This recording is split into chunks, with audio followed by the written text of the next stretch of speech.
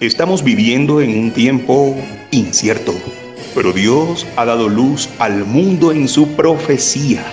Prepárate para escuchar el programa Historias Proféticas del Mundo con Álvaro de la Cruz.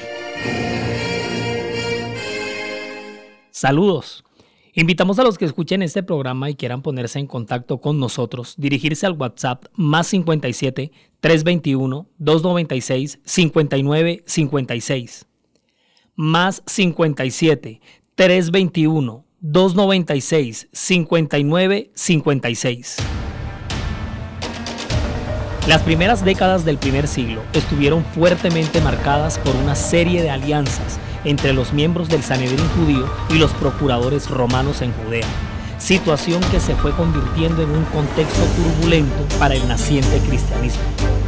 Mientras tanto, en las cortes del imperio, el futuro emperador vivía una infancia absolutamente disfuncional, rodeada de injusticias, abusos, traiciones e intrigas. Eso y más se iba cocinando en su cabeza e iba determinando su carácter y personalidad. Al heredar el trono, su gobierno se caracterizó obviamente por una cantidad de conductas demasiado incoherentes. Nerón era irracional, obsesivo y delirante, infiel en sus relaciones, adúltero, criminal. Una de sus víctimas, su propia madre, Agripina, a quien mandó a ejecutar manipulado por su amante Popea. Pero el acto capital de su locura estalló junto con su ciudad la noche en que el mismo Nerón la incendia, culpando sin razón lógica de esa tragedia a los cristianos, razón por la cual se inician las persecuciones. Hoy presentamos El siniestro Nerón desangra la iglesia, episodio 4.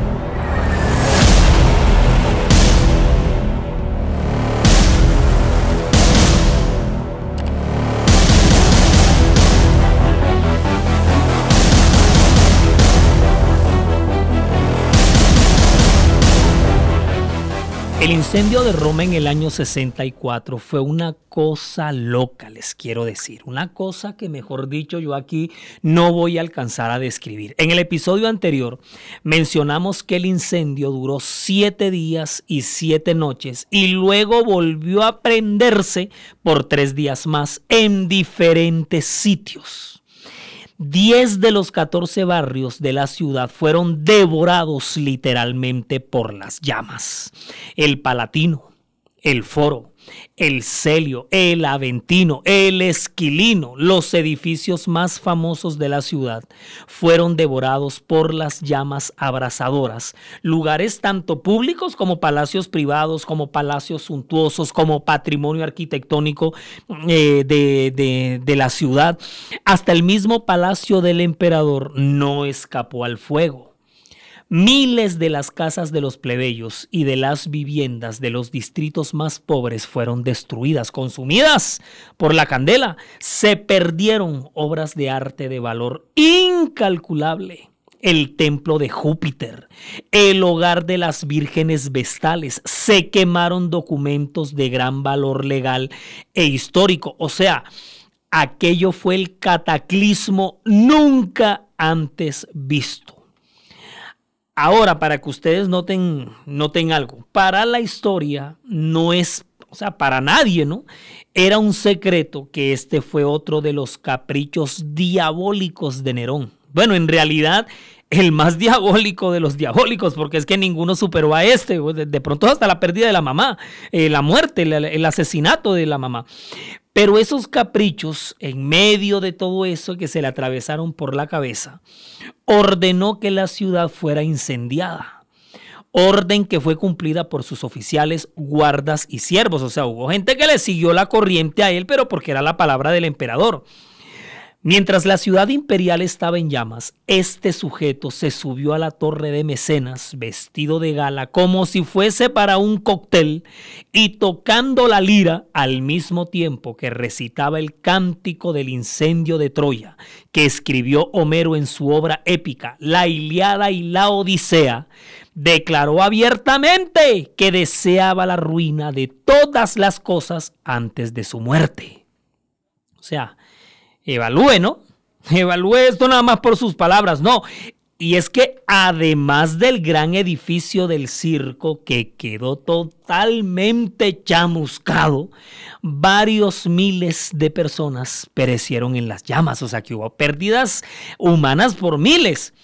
Muchos otros se ahogaron en el humo o quedaron sepultados bajo las ruinas. Ese acto tan bochornoso del emperador, porque a los suyos les daba era pena ajena, o sea, vergüenza ajena, el show, el espectáculo que montó Nerón desde su balcón, teniendo a semejante infierno enfrente de sus narices. Ahora, por estos actos, por esos comportamientos irracionales, o sea, también había mucha gente que decía, oye, sí, él es chiflado, atravesado, sale con sus locuras, con sus shows, con sus espectáculos, pues con sus cosas, pero, o sea, no puede llegar para tanto, él no puede estar hablando en serio. O sea, esos comportamientos que él tiene frente a las llamas del incendio, esa conducta empezó rápidamente a levantar fuertes sospechas de que él era el autor confeso de semejante barbarie. Ustedes deben acordarse del programa para quemar CDs que traía Windows hace unos añitos atrás que se llamaba Nero. Pues se llamaba Nero porque así se escribe Nerón en inglés. Y este programa era un quemador, quemador de CDs, ¿se acuerdan? De VCDs, de MP3, de todo esto. Y el logo de ese quemador era un CD con una llamita de candela en la mitad. ¿De dónde creen ustedes que Windows sacó ese logotipo? Ahí les tiro ese dato nada más para que entendamos mucho mejor la cosa. Cómo aún hasta en la tecnología de los últimos tiempos nosotros vemos retratada la historia profética del mundo. ¿Quién lo creyera? Cuando Nerón cayó en cuenta que su conducta anormal y para nada cuerda, ¿no?, era evidentemente señalada porque lo empezaron a rechazar, empezaron a censurarlo. Pues mire el incendio y mira lo que está diciendo él, mire el comportamiento de él. O sea, la gente está chicharrando y este hombre se pone a recitar los textos de la Ilíada y la Odisea con la lira en la mano, como si nada estuviera pasando aquí. Además, mira la manera como se viste, como si él estuviera viniendo a un centro de convenciones, a la entrega de los premios Oscar, a una noche de cóctel, un día de teatro, cuando se le está quemando es toda su ciudad. Es decir, cuando todo eso pasa y que además se estaba convirtiendo en cuestión de minutos en objeto de un profundo odio por parte de su propia gente. Miren con las que nos sale este mequetrefe, oiga. Decidió culpar a los cristianos de ser los verdaderos autores del horno de fuego en el que se había convertido Roma. Pero a la vez lo hacía para excusarse y justificarse, porque estaba buscando la oportunidad para aprovecharse de la ocasión y darle rienda suelta a nuevas crueldades que él venía últimamente maquinando. Esta fue la causa que hizo prender la chispa de la primera persecución y las brutalidades que se empezarían a cometer en contra de los cristianos.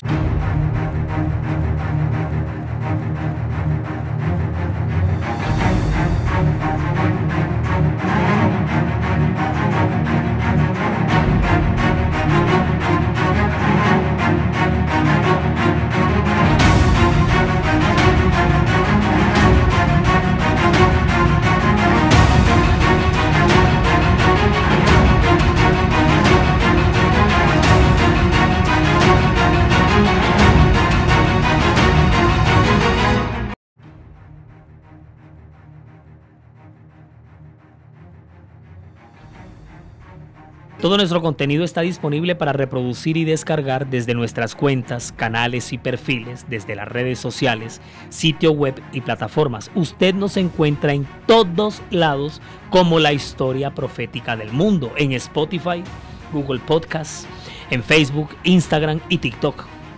En YouTube, siga nuestro canal. Dele me gusta a los videos y active la campanita de notificaciones para que le llegue de inmediato cualquier contenido que se vaya compartiendo. Nuestra página oficial en internet es www.lahistoriaprofeticadelmundo.com www.lahistoriaprofeticadelmundo.com. No dejen de asomarse por la web. Siempre estamos publicando novedades. Siempre. En las historias proféticas del mundo estamos presentando la serie sobre las persecuciones del Imperio Romano. Este es el episodio 4, estamos en el fragmento 2. Y en este episodio 4 estamos viendo para esta ocasión el siniestro Nerón desangra la iglesia. Y es que en palabras del mismísimo Tácito, político e historiador romano, de mis más grandes afectos les cuento, Tácito declaró en sus escritos que, abro comillas, por lo tanto Nerón, para acallar el rumor, sustituyó como criminales y castigó con exquisitas torturas a aquellas personas abominables por sus vergonzosas prácticas, a quienes el pueblo llama cristianos. Cristo, el autor de tal nombre, fue castigado por el procurador Poncio Pilato en el reinado de Tiberio. Y la fatal superstición, reprimida por un tiempo, estalló nuevamente, no solamente en Judea, sede original de aquel mal, sino en toda la ciudad, es decir, a Roma, a la cual desde todas partes fluyen y tienen boga cosas horrendas y vergonzosas. Cierro comillas. Ojo, eso no lo estoy diciendo yo, quedó registrado en los archivos de la historia. ¿Y por quién? Por ese superhistoriador que yo tanto he consultado y he leído en los años de mi vida, Tácito. Oiga, y ahora sí, sálvese quien pueda. Nerón incluso refinó sus crueldades e inventó todo tipo de castigos contra los cristianos que pudiera inventar la más infernal imaginación. O sea, este tipo se enchuquizó. En particular, hizo que algunos fueran cocidos en pieles de animales silvestres, antojando a los perros para que se los comieran y hasta que los cristianos expiraran pues su último suspiro. A otros los vistió de camisas atiezadas con cera, atándolos a postes, y los encendió en sus jardines para iluminar los jardines con estas antorchas humanas. O sea, ¿era cruel el hombre o no era cruel? O sea, siniestro. Esta persecución fue general por todo el imperio romano, por todo el imperio. Se estaba persiguiendo y matando a los cristianos. Estamos aquí ya en el año 67 después de Cristo, cuando se da este decreto. Es en el marco de esta primera persecución contra la iglesia en la que Henryk Sienkiewicz ubica la sinopsis de su obra Quo Vadis, y que yo dele y dale con la recomendación de ese libro. Ahí se narra el amor que brota entre Marco Vinicio, general de las legiones romanas, y el romance que tiene el noviazgo que va a suscitarse con Ligia, que es una chica que fue recién convertida al cristianismo. O sea, esa era la sinopsis, el argumento, la historia de amor transversal en la novela. Imagínense, severo noviazgo el que se da en plena persecución de Nerón, que pues según la trama de la novela se tiene que dar de manera oculta, clandestina. Igual son personajes ficticios, ¿no? El de Marco Vinicio y el de Ligia, pero el contexto histórico y religioso de esta obra épica es de lujo, magistral. Oye, tienen que leerse ese libro, pero ya. Pero la historia de los mártires durante esos años y crueles para el cristianismo no está llena de nombres ficticios, no señores, no es de nombres imaginarios de personas que nunca existieron, todo lo contrario, está más bien engalanada con personajes, héroes y heroínas de verdad, que existieron de verdad. Nada de la Liga de la Justicia, señores, esta era la Liga de los Mártires. Mártires de verdad que pertenecieron al mundo real, que cayeron en las calles de Roma, víctimas de las crueldades del demente emperador. Y aquí es donde aparece la figura del tesorero de la iglesia de Corinto, en Grecia, por aquellos años.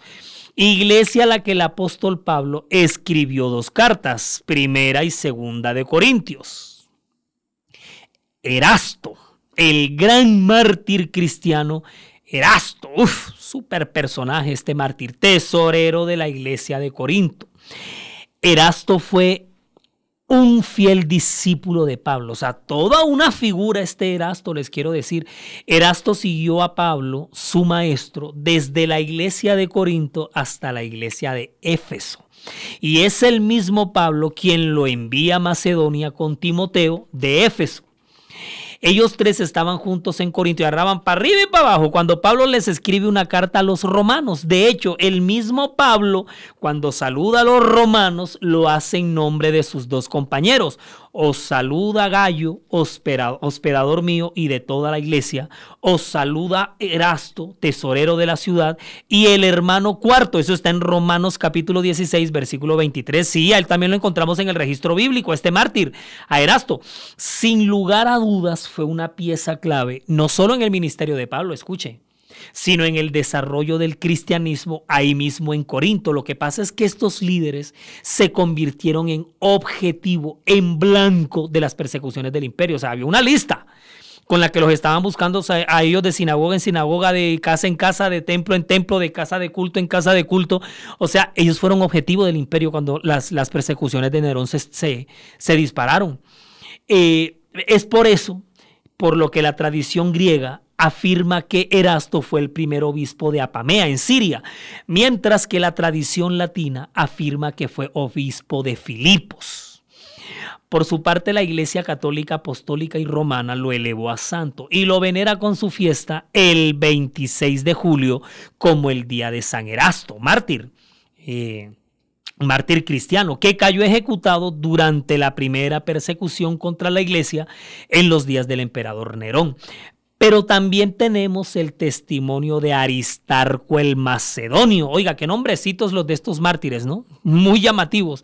Por un lado Erasto, pero también tenemos en estos días de esta primera persecución el súper testimonio, este personaje, este mártir, yo también lo admiro muchísimo, Aristarco el Macedonio, de Tesalónica. Mencionado en el libro de los Hechos de los Apóstoles, Aristarco de Macedonia aparece citado en 5 pasajes del Nuevo Testamento. También colaborador fiel de Pablo. Oiga, esta gente como que pasa desapercibida en el registro bíblico y resulta que fueron grandes personajes claves para el desarrollo del cristianismo en terribles años siniestros de martirio. Con el decreto de Nerón, un cristiano no podía ni asomar la cabeza a la puerta de la casa porque se la volaban. Y estos personajes, estos héroes, antes lo que hicieron fue exponerse sin miedo alguno, pero les costó la vida, como Aristarco, un macedonio de la ciudad de Tesalónica, como Lucas le llama en los Hechos de los Apóstoles. Se le menciona además en Colosenses y Filemón. Una antigua tradición sostiene que fue decapitado junto con su maestro Pablo en la ciudad de Roma cuando el siniestro Nerón desangraba a la iglesia.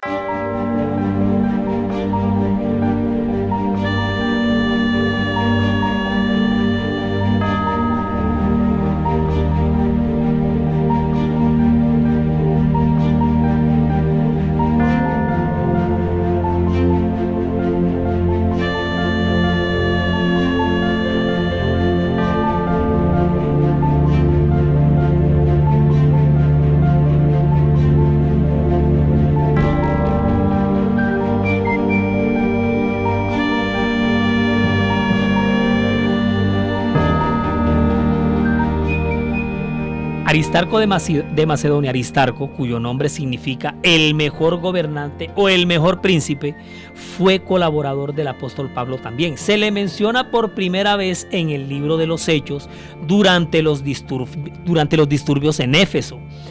Tanto Gayo como Aristarco, descritos como compañeros de viaje de Pablo desde Macedonia, ¿se acuerdan una vez que fueron capturados por la enfurecida multitud que se disgustó con Pablo por su predicación, en especial entre los que fabricaban ídolos de la diosa Diana para vivir? Todo eso usted lo puede leer porque está relatado en Hechos capítulo 19.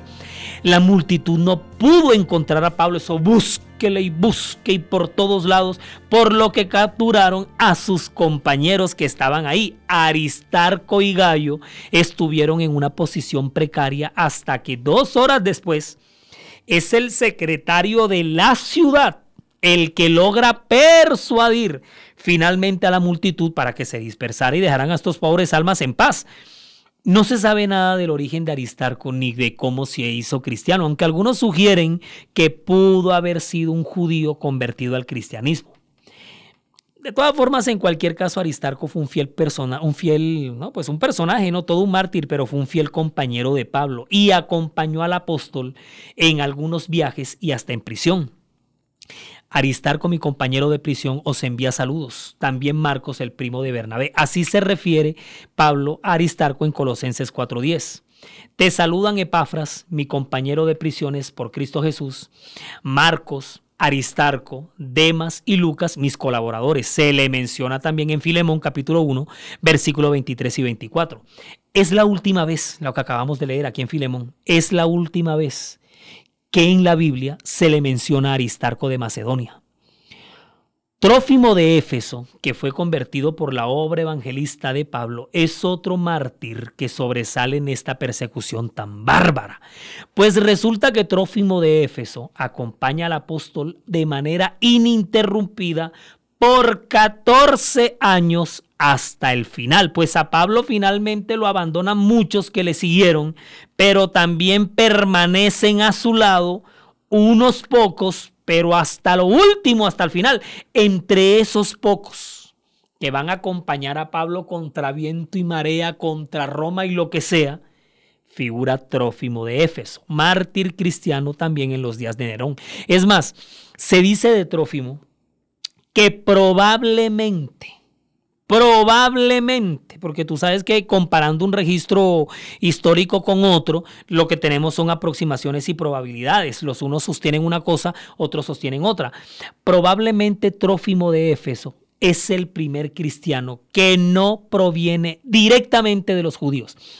Y si es así, pues es un dato bastante interesante. Por lo menos a mí me sirve bastante. Después que cesó el alboroto, llamó Pablo a los discípulos y habiéndolos exhortado y abrazado, se despidió y salió para ir a Macedonia. Y después de recorrer aquellas regiones y de exhortarles con abundancia de palabras, llegó a Grecia. Después de haber estado allí 3 meses y sintiéndole puestas acechanzas por los judíos, para cuando se embarcase para Siria, tomó la decisión de volver por Macedonia y le acompañaron hasta Asia Sópater de Berea, Aristarco y Segundo de Tesalónica, Gayo de Derbe y Timoteo, y de Asia Tíquico y Trófimo. Estos, habiéndose adelantado, no esperaron en Troas. Todo eso se encuentra descrito en Hechos de los Apóstoles, capítulo 20, en los versículos 4 y 5. Este es el tercer viaje misionero de Pablo por Macedonia y Grecia. El tercero, después de la rebelión de los orfebres. Pablo se embarca para Macedonia y en esa comisión que lo acompaña se encuentra Trófimo, quien va a estar con Pablo por 14 años más. Este tercer viaje a Macedonia, Pablo lo realiza entre el 54 y entre el 53 y el 54, y su muerte se da entre el 67 o el 68 en Roma, o sea, saca cuentas. Y es en Segunda de Timoteo capítulo 4 cuando el apóstol Pablo redacta lo que es su despedida final a su discípulo Timoteo antes de su ejecución. Y al final, cuando él redacta esto, especifica que a Trófimo lo dejó enfermo en Mileto. Muy seguramente, presten atención, muy seguramente, Erasto y Trófimo estaban cuando los romanos arrestaron por segunda vez al evangelista Pablo, que es el evangelista pues de todos los tiempos. Pues como esta primera persecución se da al mismo tiempo que el apóstol se encuentra en la misma cima de su ministerio evangelístico, es totalmente lógico que muchos de los colaboradores de su obra cayeran en la primera persecución protagonizada por Nerón, agitada por el siniestro emperador Nerón. ¿Y dónde me dejan a José? Al que llamaban Barsabás, otro mártir cristiano por aquellos años. Era llamado el Justo. Siguió a Jesús después de su bautismo en el río Jordán por Juan el Bautista. De hecho, José Barsabás sonó fuerte para ser el sucesor de Judas el Iscariote. Y ustedes deben recordar que uno de los dos requisitos para reemplazar a Judas Iscariote era que su sucesor debía haber estado junto con ellos desde el bautismo de Juan hasta el día que Jesús ascendió al cielo. Léanlo ustedes mismos, ese requisito está en Hechos capítulo 1 versículo 23. Y los dos finalistas fueron Matías y José Barsabás. Finalmente el elegido es Matías. Oigan, por cierto, estos mártires que murieron ejecutados por el imperio que se han mencionado aquí, casualmente hicieron parte de los otros 70 discípulos a quienes el mismo Señor designó y envió de 2 en 2 a predicar a toda ciudad y lugar donde él iba. Esa misión de los 70 se encuentra en Lucas capítulo 10 versículos 1 al 24. ¿Ustedes se acuerdan de Ananías? El discípulo que habitaba en Damasco, al que el Señor le reveló en visión que fuera a la casa de Judas, que quedaba en la calle derecha de esa ciudad, para que se encontrara allí con Saulo de Tarso. ¿Se acuerdan o no se acuerdan? Bueno, ese Ananías de Damasco, que llegó a esa casa y que con temor se encontró con Saulo, al cual orando e imponiendo sus manos sobre él, fue curado de la ceguera que le había causado el resplandor de la aparición con Jesús durante el camino. Saulo, después de eso, es bautizado, o sea, acto seguido es convertido a Cristo. Ese Ananías que estamos mencionando aquí, ese se convirtió en obispo de la iglesia cristiana que se estableció allí en Damasco. Por eso es que lo vamos a llegar a conocer como Ananías de Damasco, un gran evangelizador en Eleuterópolis y en los territorios sirios. De hecho, estando en esa labor, fue detenido por el gobernador Licinio y condenado a muerte. Ananías fue lapidado a las afueras de Damasco un primero de octubre. Su cuerpo fue recogido por sus discípulos y trasladado a su ciudad para ser sepultado por ellos mismos. Y así, uno tras uno, otro tras otro, la lista continúa. Nerón empleó los más crueles sistemas de tortura y horror para borrar del mapa al cristianismo, pero más bien aumentó al cristianismo en lugar de disminuirlo. O sea, el espíritu cristiano se recontramultiplicó. No hubo monumento al honor ni al horror como el Coliseo romano que apagara la fe de los cristianos, ni punto estratégico de coalición como el campamento pretoriano que asustara a los seguidores de Jesús. Y precisamente de eso es lo que vamos a hablarles en nuestro siguiente relato, en nuestro próximo capítulo, el número 5. La Vía Apia, las catacumbas, los leones, la legislación penal, las crucifixiones, las cremaciones. Episodio fuerte el próximo, le cuento, pero todo eso, y a todo eso, sobrevivió el pueblo de Dios en esos años porque se mantuvo fiel a Cristo. Resumimos y nos fuimos.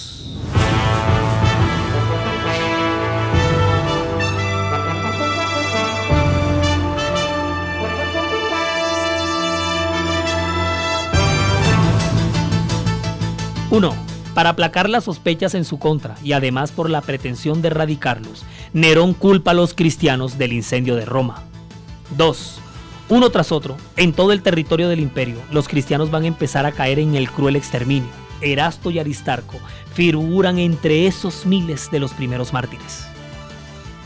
3. En medio de las persecuciones de Nerón, sobresale el gran evangelista Pablo, quien sirve como potencializador del cristianismo. Muchos de sus colaboradores caerán ejecutados. 4. Los más terribles sistemas de tortura se emplearán para eliminar a los seguidores de Jesús. El Coliseo, los leones, entre otros. Contrario a lo que se buscaba, el cristianismo se multiplicará de manera exponencial. 5. Porque Dios llamó a sus hijos a no temer de las persecuciones que iban a padecer por causa de su nombre. En la producción audiovisual May Vanegas, en el relato Álvaro de la Cruz. Y para todos ustedes, un feliz día.